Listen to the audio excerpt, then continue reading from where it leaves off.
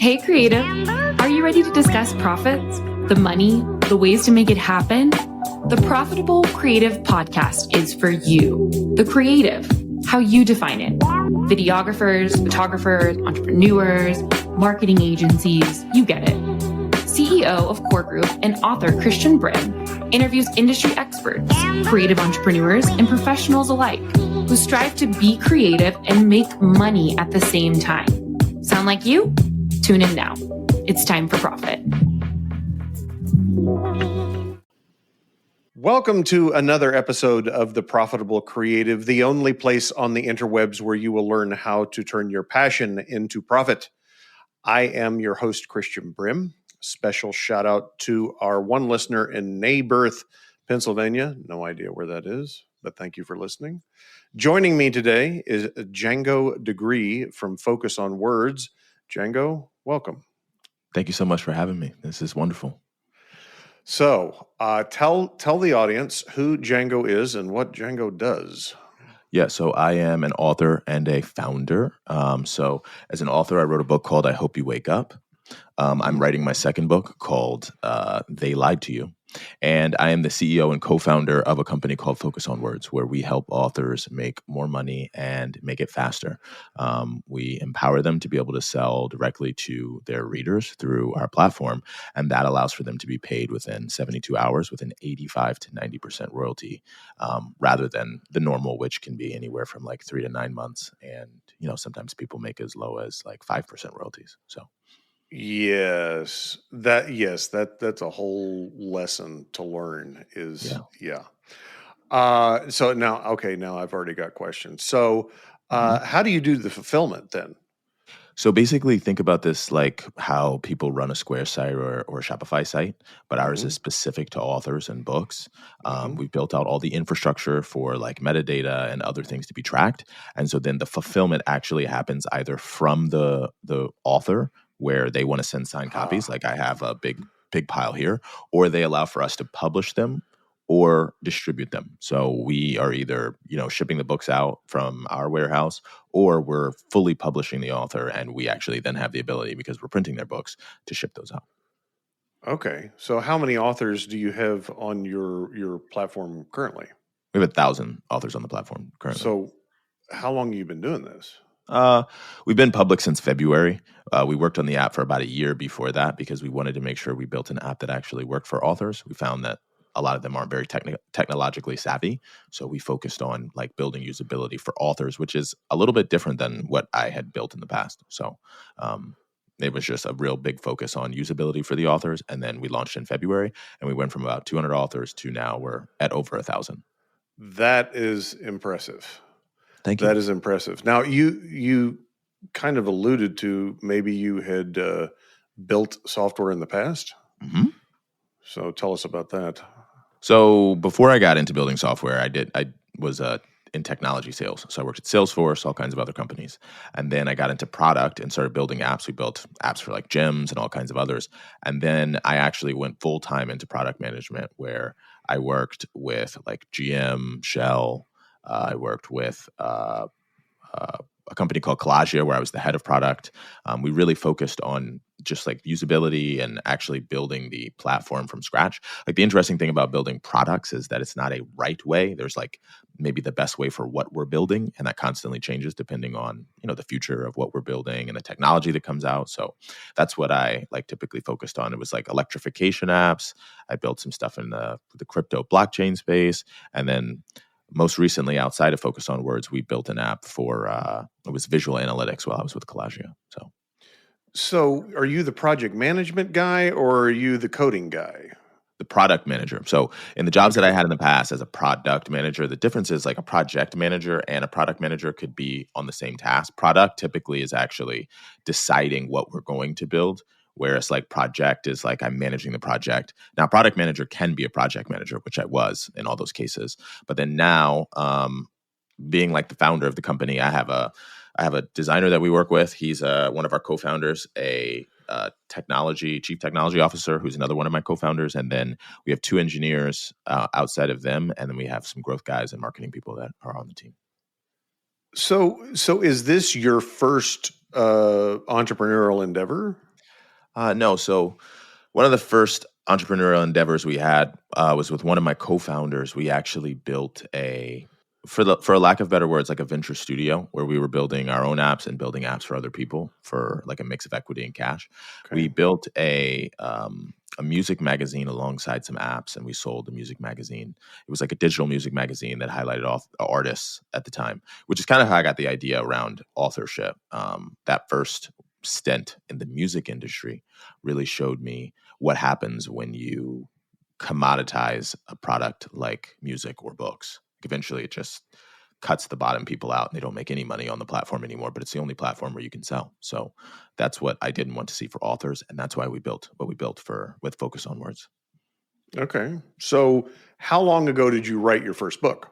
A little over a year now. So I wrote the first book like in defiance of personal development, because I felt like everything I had read up to that point, the answers eventually kind of failed me. And I was like, well, how can everybody have such different answers? So then I started looking at different questions. And that was sort of the concept of the book. I was just diving as deep into questions as I could.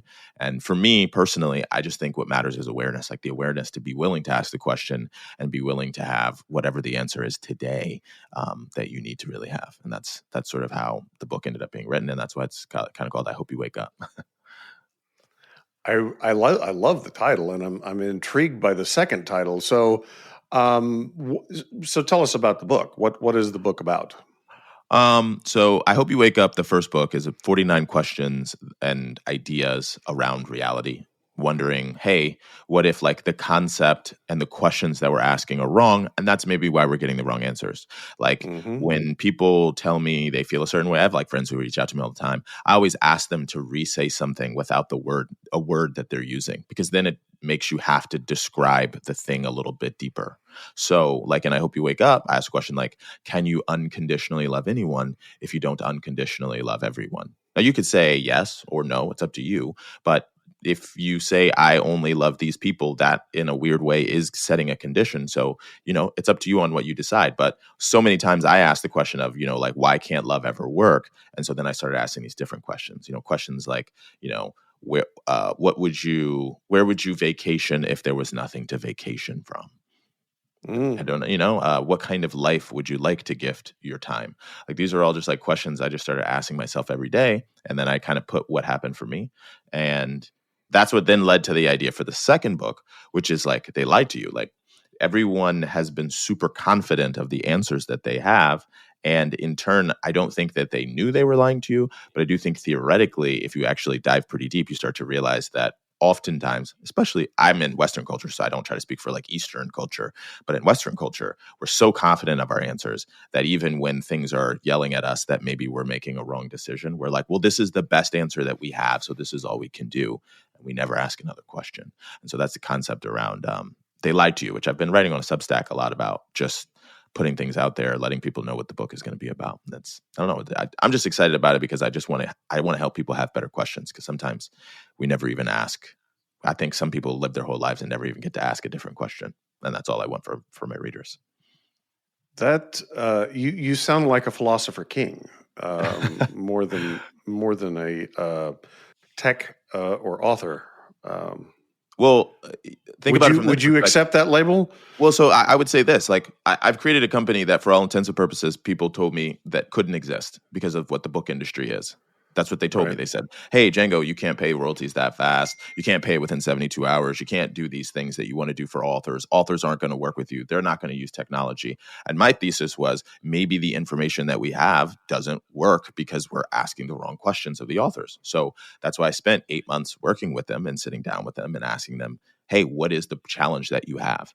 And so like being an entrepreneur in a lot of ways is, I think a lot of entrepreneurs are not as creative. They do a really great job of like, what's the word?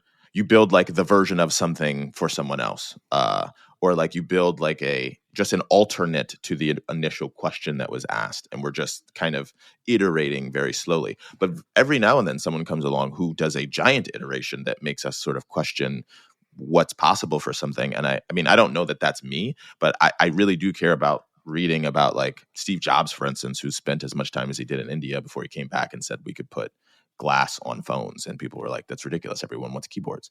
I kind of feel the same way about authors. And I saw some problems that the authors had that they couldn't communicate when I spent time with them, that I realized was probably the reason nothing existed like what we're building. So that's why we did it. Yes, I would agree with everything you said. I think entrepreneurship is about solving problems, right?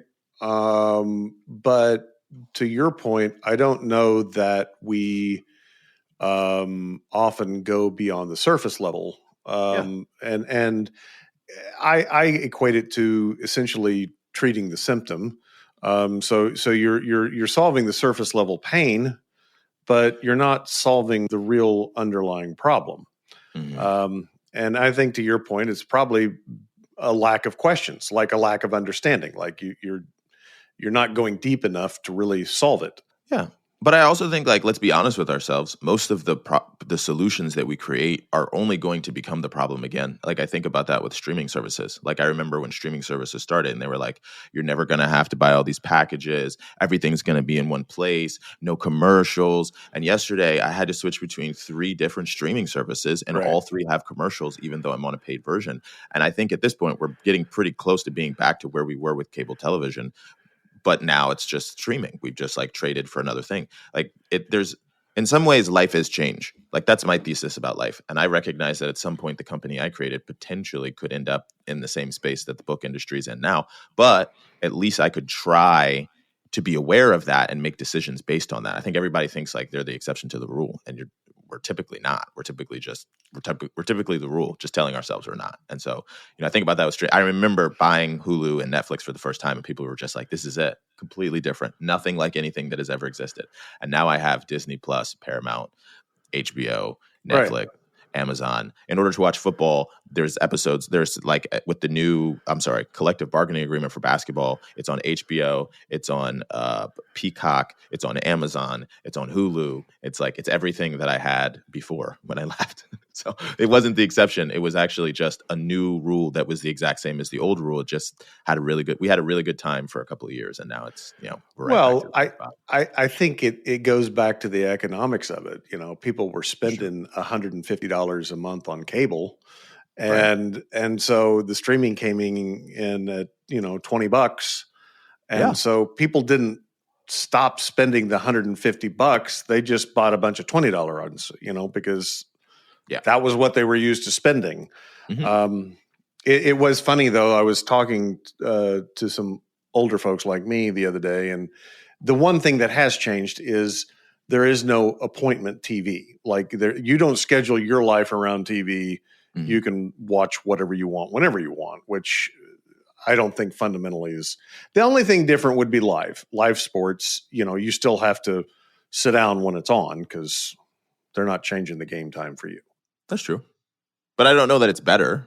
Like you think about some moments that we had in television where everybody sat around and was excited to watch something, and then you could talk about it the next day instead of like, Agreed. Hey, did you finish the 3rd episode? And it's like, no, don't tell me yet. Is it better for community? Is it better for the collective? I don't know. I mean, I don't have the answers. I think it's better for the individual to be able to do whatever they want. But also as the individual, does it make us more disconnected if we have to taper like what connects us because people are all on their own time zones? I mean, I don't know, but truly the philosopher king. I don't know the answers. I'm always just asking questions, and I do the best that I can with what I have, And I love that, and I love asking questions. I think, okay, I'm going to pivot here and go back to the business model. So, 8 months of research. Yeah. Why did you take so long? And I'm not saying that it's that long, but like, why did it take that long? So to give you background, when I was working on a music app a long time ago, one of the issues we had was we sat down with the artists, we did some really quick research, and then we built the thing based on the research we did. And then when we gave the artist the platform, it turned out the information they gave us was what they wish they did and not what they actually did. So then the platform was useless for them because we're just blind to that.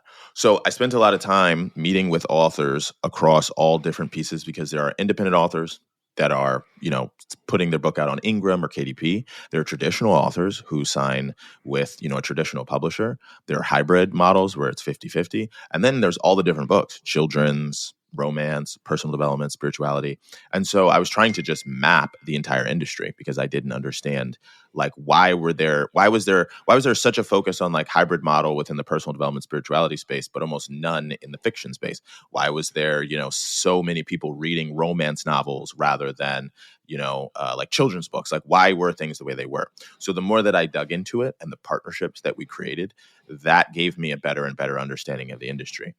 Fundamentally, what I did realize is what we can support is the time that it takes to pay an author, because what I didn't realize is within the book industry, there's a wholesale industry, which is basically like Ingram wholesales books to a bookstore or to Amazon or whatever. And then in turn, they have the right to return that book within a certain time period. So you as a publisher or an author kind of have to wait on this extended period of time before you can know whether or not like you can pay out a royalty. And the challenge with that though is that when you like Ingram sells the book at a 50%, gets the book at a 50% discount. So we sold it at $10 rather than $20. And now the splits just start getting thinner and thinner as we think about like book costs and all this other stuff. So when I'm sitting down with authors, they're like, hey, I make $1 to $2 royalty typically, and I'm not going to get paid for 9 months. But my publisher wants me to do this giant ad campaign for my book, and I just don't know where to start. And I was like, yeah, it's kind of interesting. That would mean you'd have to have a $2 customer acquisition cost. I don't know anyone who has a $2 customer acquisition cost. I also don't know anyone who sells anything and doesn't get paid for 9 months. And so I was like, maybe there is a way that we can help you by helping you get more information and data, like understanding who your reader is, and then also pay you faster and more so that maybe you can keep spending more money to get your book in more of the right reader's hands. And that's like the thesis that eventually I came to. There are some things I can't help with and can't change of like reader behavior, but taking that time actually helped me get below the surface because, people just say stuff. People might be like, oh, readers don't know how to do ad. Readers don't want to sell books. And you're like, really? That seems weird. Like, why wouldn't they want people to buy their books? Then you talk to a reader and they're like, I don't care about making money. I just want to make an impact. It's like, okay, well, how would you make impact? Oh, well, I would like to get my book in people's hands. It's like, do you not want to sell it? No, I do want to sell it. Okay, so you do want to make money. You just like don't know how. That's all that's, like when I was having those conversations, I stopped.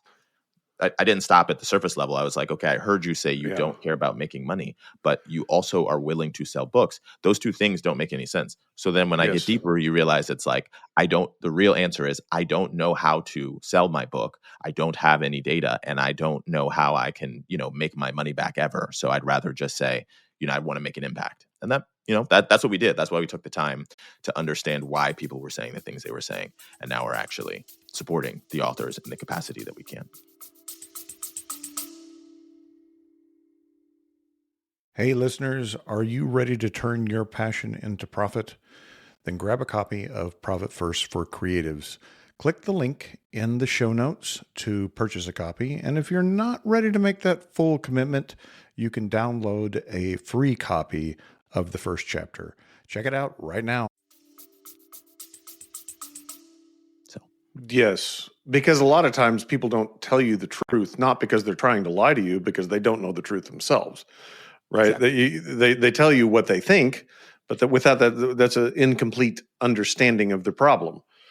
Right. So that's why we have so many infinite answers. Like, I don't know, being in America, like I hear two sides yelling at the other side, calling them idiots for what they can't see. And I think everybody's kind of wrong. I just don't know that we have the right answer when it comes to any of this. Probably because we're not asking the right questions. I agree 100%. I think it's not even that we're not even asking the right questions. It's like for instance, this is like something I think about all the time. If I was in a $1 trillion of debt right now, most likely life would be pretty painful to eventually get out of that debt. For me personally, at an individual level, I'd have to cut back. I'd have to not have certain things. I'd lose certain parts of my life. What happens when like a government is trillions of dollars in debt? What would those cuts be? Like, in a way, the government is made up of all the people. Does that mean that like some people then just have to take a loss, or some people are going to lose their life? I don't know. But like, it seems like everyone's trying to come up with an answer that doesn't involve pain for anyone, or at least for their group. And like, it's like maybe we're just not willing to come to grips with what happens when you end up in a certain amount of debt. Like that's, I don't know.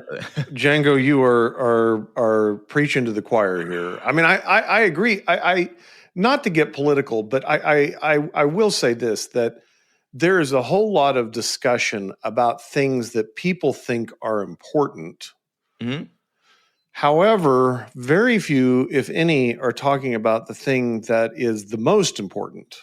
Like, it's kind of like all of this is rearranging chairs on the deck of the Titanic. It doesn't matter. The ship's going down. Like, if you don't plug the hole and do something about that, none of this other stuff matters. You can keep talking about it. Right. I mean, like, yeah, we're just like, okay, well, what if I take the plug out of this hole and put it in this other hole? And it's like, yeah, see, we fixed that hole. But it's like, okay, but you just unplug that other hole. And so I just kind of feel like across our entire culture, the trade-off that's necessary to actually solve certain problems that we have would require, like, kind of, I don't know, let's say, for a lack of better words, tearing my shirt and plugging it. And that just means I have a torn shirt, or someone in the hole has a torn shirt. But someone's got to tear the shirt to plug. Like, we have to take something to plug this hole. We can't just keep unplugging holes and then plugging it somewhere else. And I don't know. I don't think we like trade-offs very much. I don't think, I guess, like, for instance, in my book, so this is to go back to my book, one of the things I keep talking about is there's typically a trade of something. Like in like The Alchemist, they talk about like a trade of equivalent of equivalency. I can't think of the full word, but we just like keep trying to figure out how to not do that. So all we keep doing for all aspects of the culture is it feels like trade one thing out for another. And either we're unaware of what we traded and we find out later on, or we don't do the trade and we just kind of like unplug and then plug something else. And we're just sort of surprised that water is still streaming into the area because the place we were all focused on, we plugged. So, yeah, I mean, the economist would say there is nothing free. There's always a trade-off. Even if it's just the opportunity cost of what you didn't do. Right. So there's always a cost. There's always a trade-off. There's always a cost. You just got to know what you want to trade. And that's what I hope to help people understand when it comes to like my book. And that's what I hope people understand when it comes to the company. Like, there's a trade-off to selling what's basically like through our bookstore, which is a direct-to-consumer model. It means that you don't have the same reach as you would technically on like a Kindle Unlimited. And there are some people who make a lot of money on Kindle Unlimited. It's just that there's like 1.5 million books, so 99% of people make no money. Right. My hope is that maybe we could help 50 to 60% of all the people in our store to make at least their money back. Like, wouldn't that be great? I think that's cool, but that also means that like maybe you won't be as big as like Colleen Hoover because you didn't get seen by that many people. But I were like you also, anyway? Yeah, but again, it's like that's a trade-off because that is what everyone's sort of chasing. Like the dream that your book becomes this giant book on Amazon.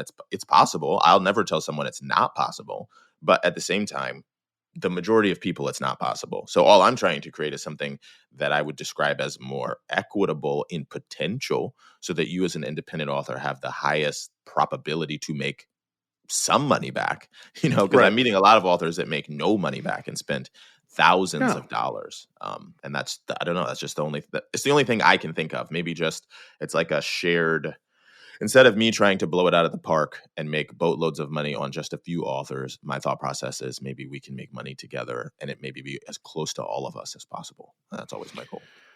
I love that idea. So do you, I don't know the answer to this. So like, can someone be on your platform and Amazon as well? Yeah.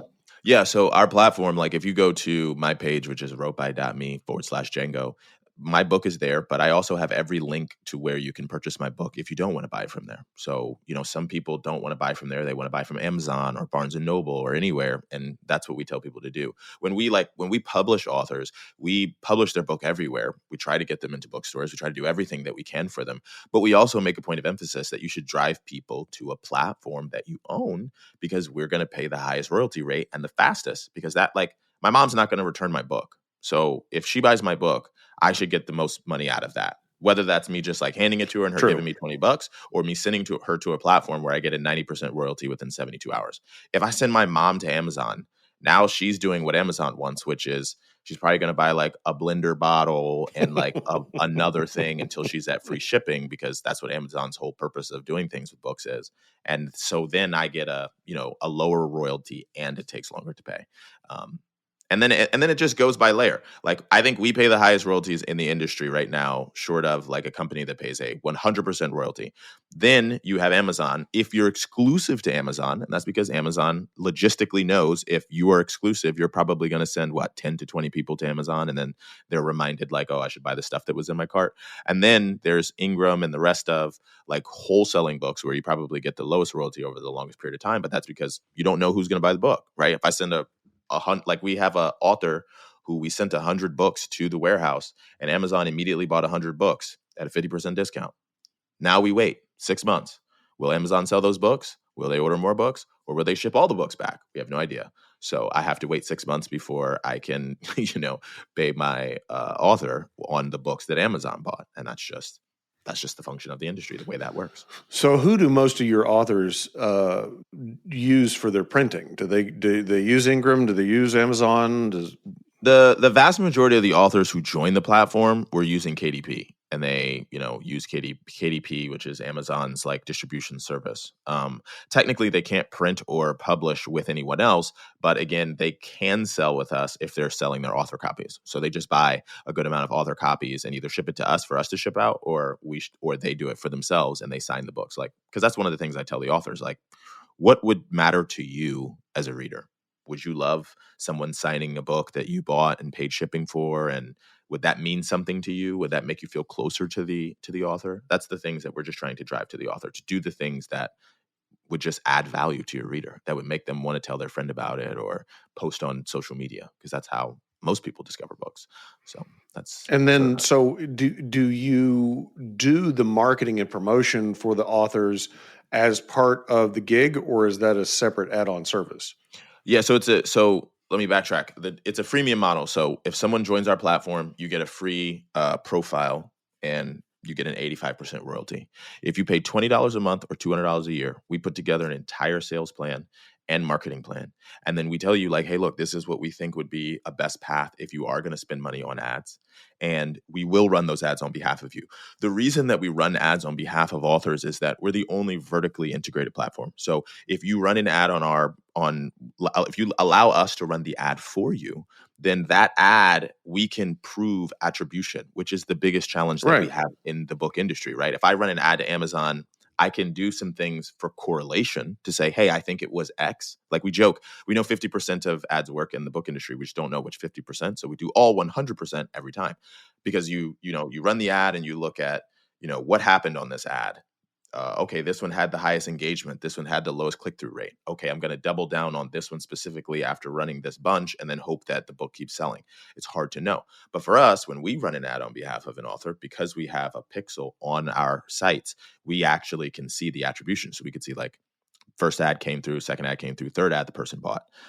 Whereas like with other platforms, there's always that break off point when you then go to sell on Amazon or Barnes & Noble or wherever you end up buying. It's just really hard to understand causation of the sale. So that's what I'm saying. For $20 a month with no additional cost. So like we don't charge an additional amount for running the ad. We just need to know how much you're going to spend on the ad. And then that's what's like, it's not typically with marketing companies, it's like, okay, it's going to cost an additional $100 and then we'll run the ad. For us, it's just, you're paying the $20 a month to work with us. You're getting your 90% royalty, and then we'll run the ads on behalf of you. So do you run the ads on Amazon? What are the ads that you're all kinds? So running? we run Meta ads, Amazon ads, TikTok. Okay. We've run some Google. Again, so this is another reason why we waited a year. Like there's different ways to sell books based upon the genre of book you have. Like children's books are typically bought as gifts. So a person might say, hey, what's a great children's book?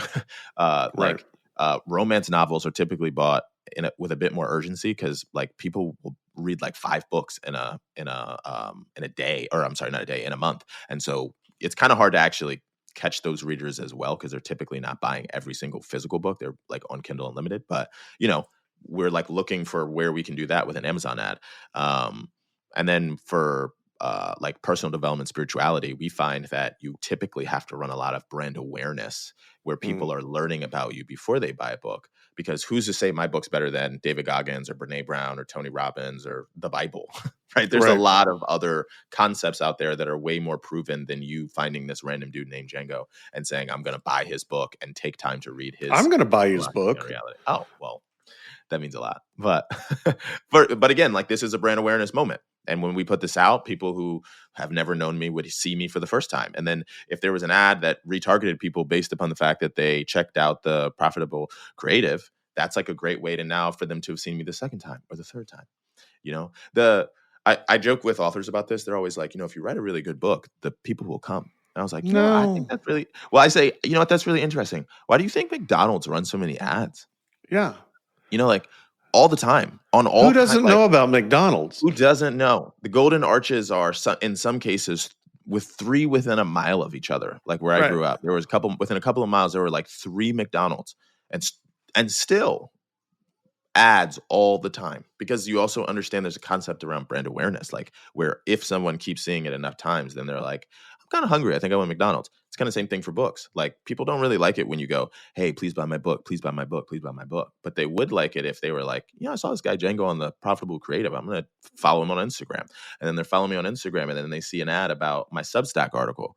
And then they're like, wow, that was a really good article. And then at the end of that article, they follow me on TikTok. And then that's like 5th, 6th, 7th. It's typically 7 to 10 times where someone has to come in contact with a product before they buy. Like imagine that for books, it's like, it might be higher, but we don't know because we typically don't have the data. So, but it might be higher. It might be like 12 times. Like, who knows? How many times did I come in contact with Tony Robbins before I bought his book? I don't even know. I probably saw him maybe 25, 30 times by default because of how many times I'd seen him shared on other people's pages. So that's just like the thing to think about when you're writing a book. It's like, how do I get in front of people in places where I'm not like, buy. And you're more like, hey, this is my concept on life, or this is the beautiful romance novel I wrote that's similar to Colleen Hoover, which you probably read or something. Those are the little things that we can do to slowly convince people to buy our stuff. Yeah. You've got my mind thinking about my own book and the connections I want to make with you. And so this has been a fascinating conversation. So what starting a software company is a little different. What are some of the challenges that you've had to overcome in launching this business? Well, one thing is that when you decide to make a company that's not as straightforward as like the Shopify for books, it's very confusing for investors because they want very easy, understandable, like click through pieces. For us, like we've had to build a very complex business that works across the industry. Like we work with publishers, helping their backlist authors. We work with independent authors. We have a distributor. Like we have all these things that to a lot of investors, it's not straightforward. It's not just like we do X for X. And so that's been one of the earlier challenges, but it's one of my favorite challenges because it makes me have to do more efficiently. And so instead of, thinking like I've been at companies where you start to think about things from a time frame. It's like, oh, well, we have, 2 years of burn rate. And you're like, okay, cool. So we're going to hire these people. We're going to do this stuff. You're thinking about the concept from like a burn rate perspective. I'm always thinking about like, we got to get to this next step. Like right now, there's a very specific goal in mind that we have to hit. There's no way around it. We have to hit it this way. That I think makes for a better product because you're thinking about the customer and how to get the customer to do the thing that we need to do next. Because there's don't get me started on the VC model because I've been around the VC stuff for a while, and it's nothing against them. I just think like here's the thing: if you're a VC, your thesis on life is basically like I am going to go out and I'm going to find a company that's going to defy all odds. The chances of doing that is like 1%. So you have to rationalize how you're doing it so that when you look back, you at least have your thesis that you followed. Because if you just do it at random, there's thousands of companies reaching out to you every day. So I'm not mad at them at the fact that it was harder. It's been harder for us to raise money. I just think at the end of the day, it makes for a better product on our part because it's did you do a capital raise? A little bit. We didn't raise a lot. We did a small pre-seed round and we just kept it rolling while we were building the product. We stayed super efficient. Like the entire team has been part-time up until now. Everybody has had a second job or a main job for the most part. I'm the only person who went full-time for a period of time. And then we raised some money, but we have customers now. I mean, we have 1,000 customers. We have 40 paying authors. We didn't even have the ability to like onboard all of. We were not even planning to onboard this amount of authors this fast. So I was going to like, say that's pretty quick. Yeah, we didn't. We knew we had a lot of manual processes that were set up because I thought I was going to be able to continue meeting with each person individually, and now we're at the point where I can't do that. So we've hired on some additional people. But again, I'd rather be pulling investors into what is something that I have more ground to stand on than pushing them into the deal, because then they have more leverage in that case. So yes, I mean, it seems to me that, and I don't want to get off on the VC model, but it's like what you're describing is the way you build a business that is successful, whereas a lot of VC companies, both the investors and the companies themselves, are really just gambling. And it's kind of like, I don't know if this is going to work, but I think it's going to work. So if you give me some money, but you're coming from a point of, well, look, we already know it works. We've got 1,000 people that have signed up in 3 months. Now we may not have proven the economics of it yet. We've still got to, I think the best way to think about it is, from what I've seen, there is just a thesis that a VC has. It says our thesis is X, and they raised money on that thesis, and they have to stay on that thesis, whatever that is. Because if they come back and they say, "Hey, we broke the thesis and invested in SBF over at FTX," then you're going to look crazy. But if you said like, "Hey, he just fit all the criteria of everything that we said we would invest in," then at least it's defendable. So from that perspective, I understand that we don't make a lot of sense. But at the same time, when you think about that, for Uber, for Airbnb, for some of those companies that really did change an industry, what you see all of them have in common is having a pretty hard time raising very large amounts of capital at the beginning. And then suddenly, everyone saw it because of the success they had, which at the end of the day, that's what I believe we're building, something that is industry changing, but that requires like breaking a few of the rules that we know exist, which 100%. Again, the point of VC money in a lot of ways is, what is the thesis that you had and what is the rule of thumb that you basically have? And that's why I'm not mad about it. And in fact, our company wouldn't be what it is if we had gotten as much money as we wanted to get when we first started. Like the first idea we had was a reader app that connected authors. And that was when I didn't really understand the author's problem. So not getting that money early on led to the next piece and the next piece and the next piece. And, as I say to people, if it was supposed to be another way, it would have been. So I just keep going, and keep working on whatever it is that I'm doing, which in this case, focus on words, which I love. Like, I mean, it's so much fun doing something that actually changes the lives of people and seeing people, actually make their money back on their book. That's something that people say all the time. Like, if you want to write a book, it's not about making money. I'm like, why not? Why can't it be about making money? Why can't I make money? I made a product. You don't say that to like the guy who's selling water bottles that he ordered from China on Amazon. Like, why not the person who like spent 2 years in their basement writing a book? If anyone should be making money, I feel like it should be that person. So that's that's my thesis on it. I want to ask you, what outside of this side? Well, you can't ask me questions. I'm the host. Sorry. Oh, you're right. I'm sorry. My bad. No, please. It's really interesting to hear how you think about things. I was just wondering. Wondering, what was the question? I'm sorry, I wasn't paying attention. What is your background specifically that had you so interested, at least? Because it sounds like you know a lot about VC and some of the other things. So I just figured it out. Well, no, I'm I wouldn't say a jack of all trades, because I'm not really much of a tradesman at all.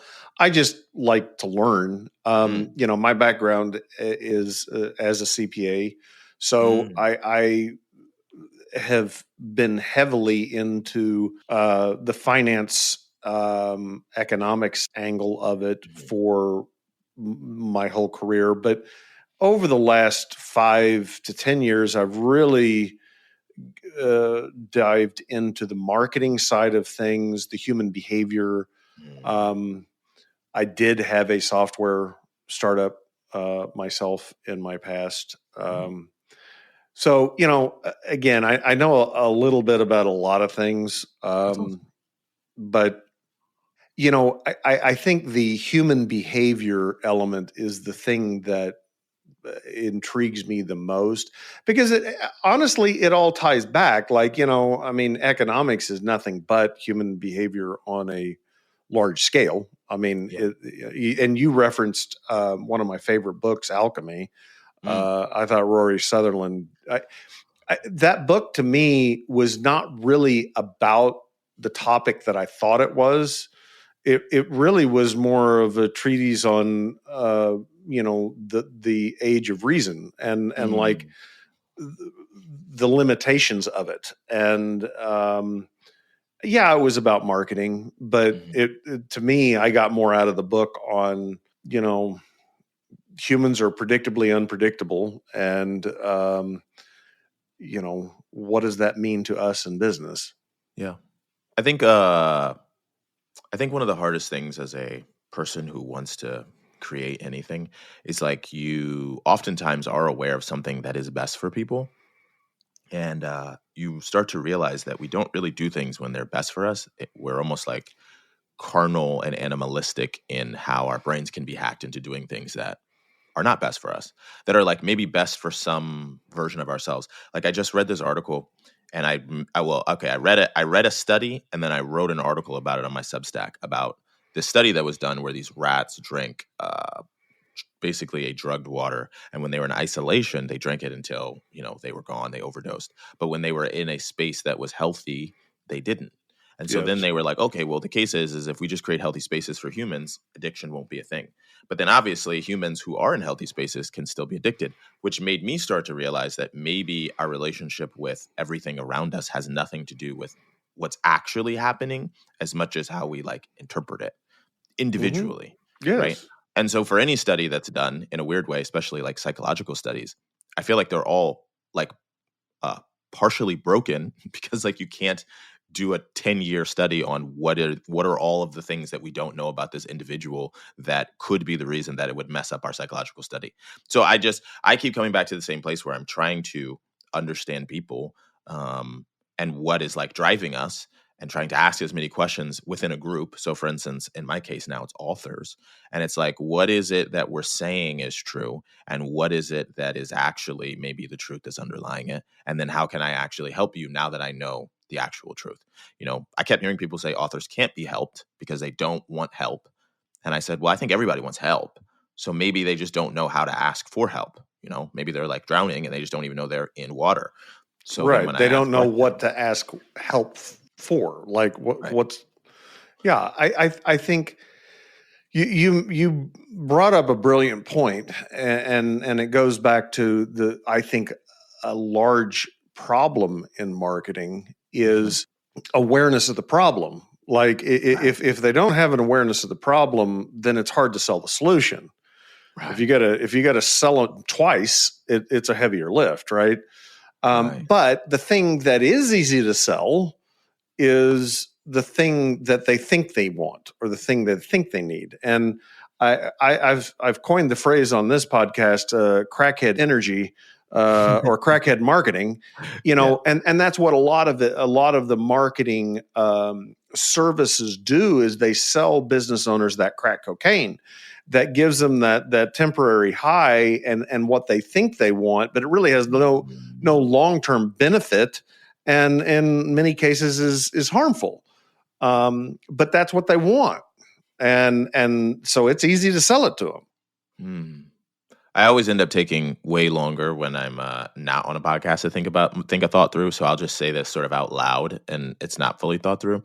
You saying that part about crackhead energy, the thing that I've learned about Amazon and almost all e-commerce marketing is that it does an incredible job of selling on impulses. Like impulse marketing is top tier because impulse marketing in a way is probably the most repeatable, right? If I can make you afraid or make you feel like you need something that you don't need in that moment, and then I tie it to like it's on sale, or It's like the JCPenney thing when they tried to say, hey, we're just going to, instead of marking things up super high and saying it's a discount, we're just going to tell you the real price. And people were like, okay, I don't want to buy. Right. It's like, we don't really need much of anything. So then I have to create almost like an artificial want, but at least now it's repeatable. Like now I know if I can hit you here, here, here, and here, and then hit you with like a perfect deal, what feels like a perfect deal, then you'll buy.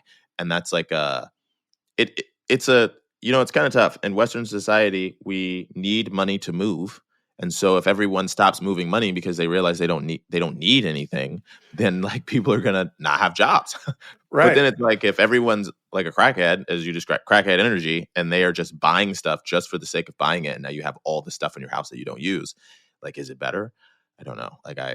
That is where I've always ended up with my own marketing and thoughts. It's like, yeah, I see this path where maybe I could force people to buy things. But like, is that the society I want to live in? Is that better? Does it matter that I don't want to do it if everyone else is doing it?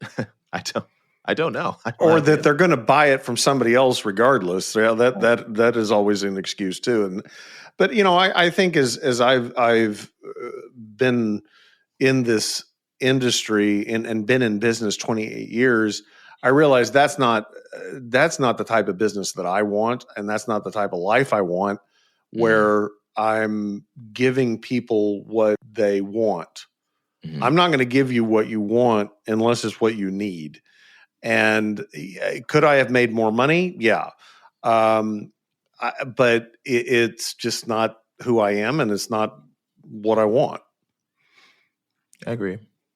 I think that we can only live in the reality that we are willing to actually accept. So, sure, other people might do it, but technically if you keep doing it, you're just exacerbating whatever it is. So, that is the decision you have to make. It is look, I don't know what the right answer is. What I do know is that I want to create genuine connection. And I think the only way I can create genuine connection is through better understanding myself and then taking the time to be open and aware for other people. And that's why we built the company the way we did. And that's why I wrote the books that I wrote, because at the end of the day, I want to better understand. I think literally I can only love people to the extent that I love myself. So, as I learn more facets about myself through others, and I learn to love that about others, I just feel like life just keeps getting better. So, it's the best I can do.